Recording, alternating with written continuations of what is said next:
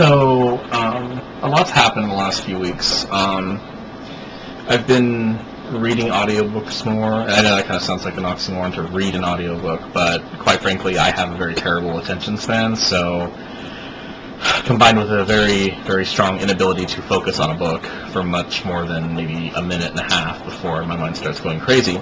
So the next best thing for me is to listen to them, and I very much love listening to them. Being an auditory learner, I tend to learn a lot better from lecture than I do from reading, and so that's why I do very well in lecture-oriented classes versus reading-heavy classes. However, that doesn't mean I don't enjoy reading occasionally, and I do mean occasionally.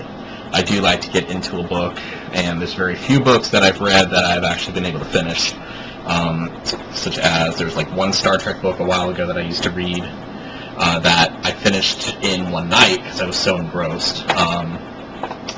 Let's see here. I did very much enjoy reading the Harry Potter series, although I will admit I read the first 3 and then had to do audiobooks for the rest. Let's see here. And, so yeah. So anyway, but this is going to be about me. Like I said, a lot's happened in the last few weeks, and I kind of want to just kind of put them out there.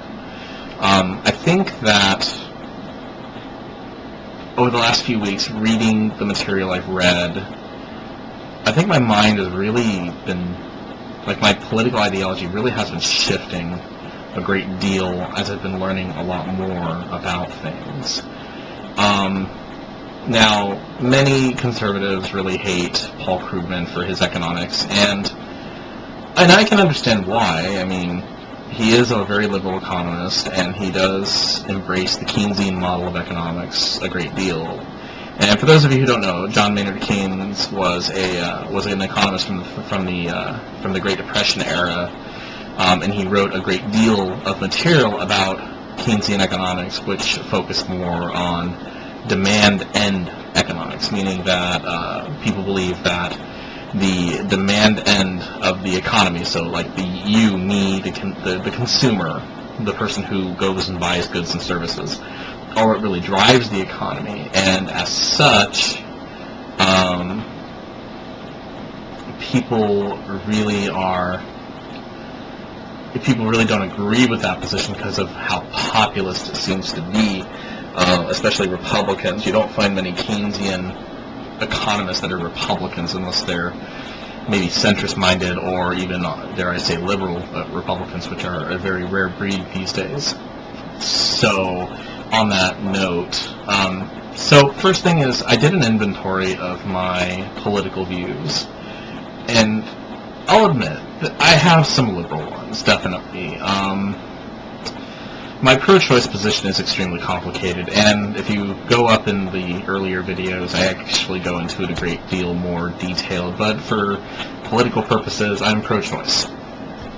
I've come to that conclusion that politically, from a policy point of view, I am pro-choice. Maybe many of you will be like going, well, does that mean you're unprincipled? Does that mean you don't have, you're not grounded in, a black and white issue? Well, that's the problem, is I don't believe it is a black and white issue. I never have. It's a complicated issue. It's extremely complex, and people who believe it's a black and white issue, they're just not thinkers. They don't think.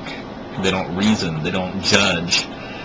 They don't see both sides of the same coin. They just, they kind of focus in their own little world about life issues, and realize that it's way more complicated of an issue than anything I think anyone will ever face. So, on that note, from a policy point of view, I'm pro-choice. From a personal point of view, I'm pro-life.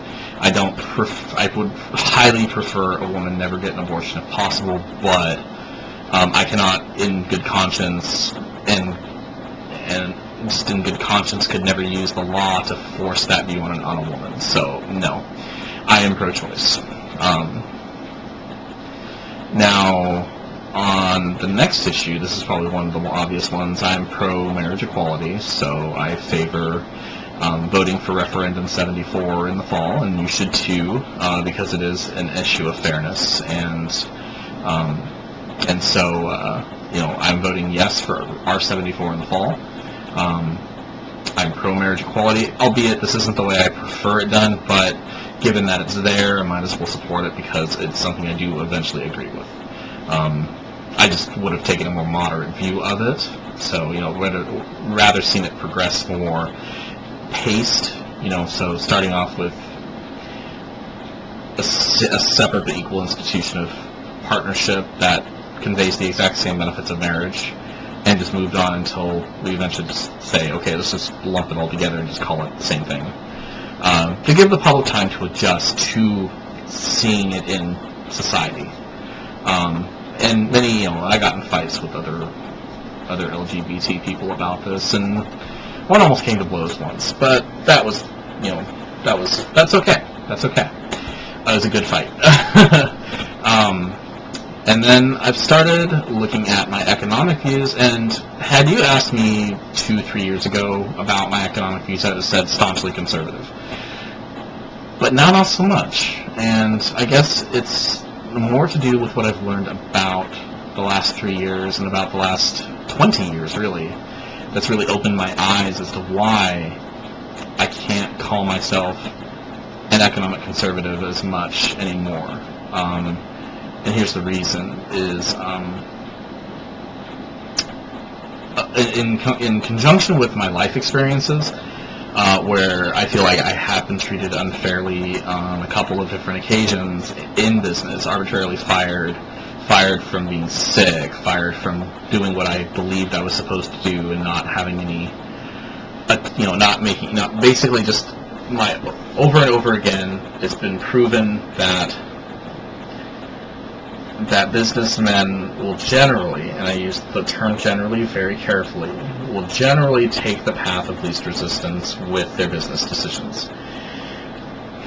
And, whether that includes cheating, or that includes theft, or, what have you, immoral or unethical business decisions, it doesn't matter. What does matter is that a lot of extremely wealthy people in this country tend to drive the economic policies that favor themselves at the expense of, I would even argue, the upper middle class, the middle class, and the working poor. And what I mean by that is that we live in a society where the safety net for people is very, very fragile. We don't have a strong one compared to other westernized nations. We have unemployment insurance, which is good. It's a good thing to have. But we don't have job security for people. We don't have fair wages for people. We don't have all of these different things for people that these people need to get by. And with this current economic slump in the last 3 years, employers have very much capitalized on this. And I'm not talking about the small business owners. The small business owners are suffering just as much as the middle class are, because their costs are just as high as the middle class's costs of living versus doing business.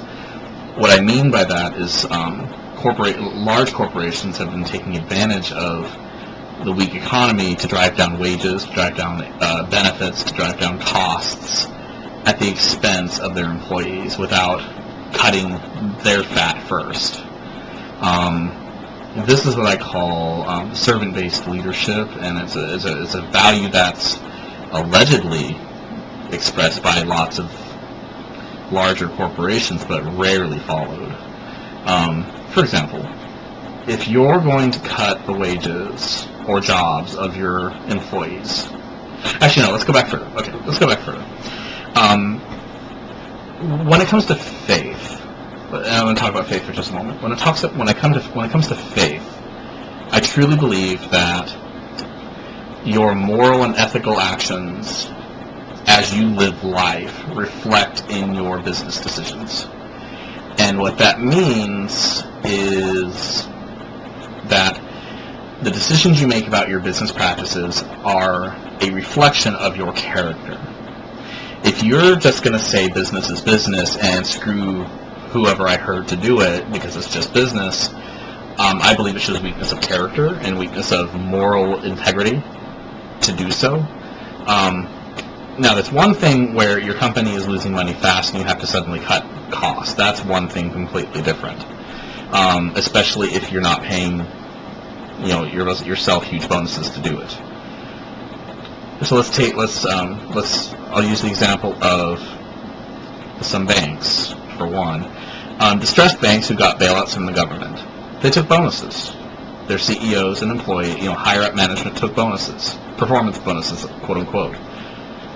Now, let me pose the question, what is the ethical standing of cutting jobs to thousands of middle-class Americans while paying yourself a $15 million bonus or a $30 million bonus, or dare I say $100 million bonus, after begging the government to come in and snatch you from the jaws of death with a bailout package?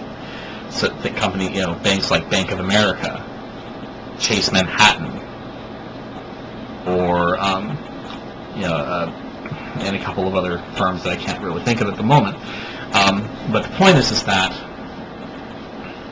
when people cut, they need to cut at the top and then down. No CEO, no CFO, no COO should ever be collecting a bonus when their company is tanking hard. If you are getting money from taxpayers to keep your company afloat, what business do you have paying yourself anything beyond your normal wage? And yes, CEOs do make a fairly generous annual wage. It can be anywhere from $100,000 plus a year.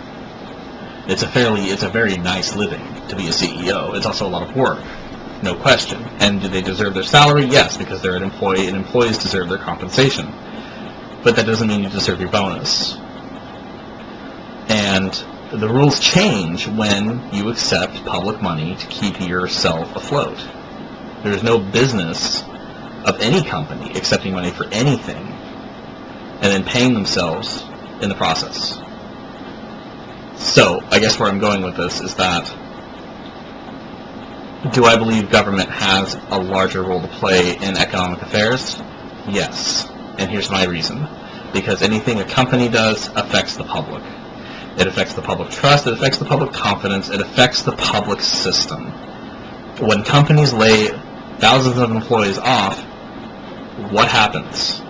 They go to the dole to get help, especially if it's a single income household. What's the first thing that a parent is going to do when they get laid off from their job, aside from looking for a new job to keep their children fed, a roof over their head, and their power on? They're going to go and collect their unemployment check while they're looking, and they're also going to get on food stamps if they qualify. Some states do, some states don't, depends on where you live. And so, on that, companies who lay off and fatten their leadership with wads of cash have a moral and ethical obligation to not accept those bonuses and to invest them back in their companies, and if possible, use that money to rehire people that you just laid off. Or, even better, just say, if we're losing money, we're not collecting bonuses in any way, shape, or form because we're losing money. Bonuses are an incentive for positive gains in business, for increased profits, for increased networking, for increased ability to compete in the world economy, and to pay bonuses to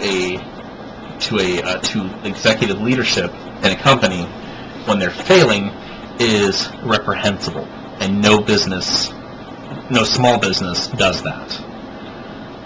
Working for a small business, I guarantee that my bosses are not paying themselves $10,000 a month while business is slow. And if you think that it's normal for corporations to pad their pockets while they're losing money, not normal, but if you think it's acceptable, then you need a reality check. And that reality being that as the head of your corporation and as the responsible party to your shareholders, you have no business collecting anything from your company in the form of a bonus when your earnings per share are in the negative or on the sharp decline. So, on that note, I am economically moderate to liberal even. I believe there should be regulation in place to prevent abuse by CEOs and by corporations. I don't believe that, unlike an owner owns all the assets of a company. Shareholders or publicly traded companies do not. The CEO, CFO, and COOs of a company, they control the assets, but they do not own them. They don't have the right to just liquidate and pocket the money. They do not have the right to arbitrarily fire employees just to pay themselves bonuses or to shore up their bottom line for the sake of their own selfish desires. To do so hurts a company's credibility. To do so hurts a company's character, and and shareholders will eventually lose confidence in the leadership's ability to get things done. So, yes, I am economically more or less liberal. I don't believe in excessive taxation, though, so that's one thing that I think differentiates me from other liberally economically minded people. But I do believe in having a fair tax code that protects the middle class from excessive taxation and ensures that a minimum amount of tax is paid by those who are the most affluent. And this means, 20% of all income is taxed, regardless of deductions, donations, whatever. If you collect personally any money, then that money is taxed. Just period. No exceptions, no rules. Just, if you put it in your pocket, you pay 20%. That's it. For the middle class, they get a nice little pocket in which they don't pay tax on, and then after a certain threshold, they start paying taxes. It's a fair and equitable system, if I do believe so myself. Okay, moving on. My views on gun control, I really don't have any, because entrenched in our Constitution is the Second Amendment, and I do believe that an armed population is necessary for the security of a free state. And that's what the Second Amendment says. To preserve the security of a free state, the right to bear arms shall not be infringed upon. I personally don't like guns. I don't like holding them. I don't like touching them. Anyone else can have at them. I don't care. I mean, as long as you're not a felon or you're not trying to obtain them subvertly or illegally, because you're not allowed to have them. When it comes to federal spending, I actually am now in support of deficit spending and stimulus spending now that I know more about it. Before, if you'd asked me, I'd have told you, let the invisible hand take care of it. The economy will adjust itself. Well, I got news for you people. It has been 3.5 years or longer since the country went into, and I will honestly call it depression. That's not deep depression like the 1920s and 30s, but it is pretty close.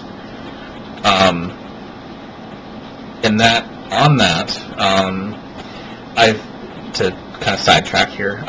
So I've been reading a series of books by various economists. Paul Krugman is the one that I'm most focused on right now, because he focuses primarily on depression economics and depression policy, how to deal with economic downturns. And so that's why I found his book so interesting, was because of that. So what I've learned about stuff like that is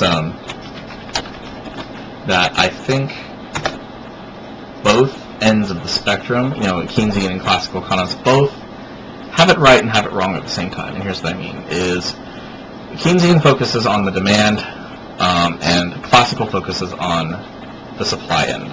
So, the trickle-down effect of capitalism. You empower the rich with the most available money, and that wealth will trickle down to the rest of the people beneath. Ideally, it's a great system, but again, idealism does not pay the bills, so let's look at it a little more critically. I believe that a blended approach of both systems would be the most ideal. And here's what I mean by that, is Paul Krugman suggests in his book that stimulus spending in particular aid to local state and local governments is the best manner in which to basically establish full employment. And we're talking like public works projects, so road construction, bridge construction, water system maintenance, highway and freeway repairs and maintenance, teachers, which are being laid off in droves due to lack of money in county, city, and state governments. And many of you are probably that are conservative will know, I mean, you're flooding the economy with wealth and you're going to create you're going to create inflation, or you're going to basically waste the money. Well, there's no question the first stimulus program was a dismal failure. It was bad. And even Paul Krugman admits it was bad. So, but Krugman suggests $300 billion a year for 2 to 3 years would be sufficient to jumpstart job creation at the local level. And I agree with him, actually, quite strongly. But I think it also needs to accompany something for the supply end as well. So, for example, Republicans have constantly badgered for unlimited tax deduction for investment in technology and research and development. I am all for that.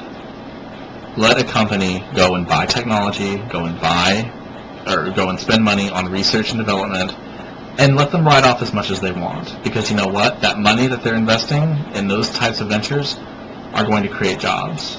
They're going to create firms where they can basically just say, we don't make any money here, we're just a huge tax write-off company that engages in research and development. You're going to hire scientists, you're going to hire experts, you're going to hire, you're going to build labs and create facilities in which you can do your research. And you're also going to hire people to do that research as well. So I think a double-pronged approach to the system would work quite well. Yes, it's going to cost some money because we're basically reducing the amount of taxable income that businesses will pay. But I think in the interest of being fair, it's a reasonable proposal. $300 billion in stimulus spending and the removal of the limit on investment in new technology and equipment. I believe that's incredibly fair. It gives something that both sides desperately want. Democrats want the stimulus spending, although they're probably not ready to admit it right now, given the election. And Republicans got something they want, which is something they've been crying for since the Bush administration. So, on that note, I'm at 22 minutes, almost 23 minutes. So, I'll call it good there. We'll call this that I'm probably coming out more of a liberal than I used to be. And so, judge it for what it is. It's up to you. But if you like what I've said, or you want to leave comments, please do so on my YouTube channel. And please leave your feedback. Feel free to share the video with whomever you want. Link it on Facebook, whatever. So you guys have a good night and enjoy.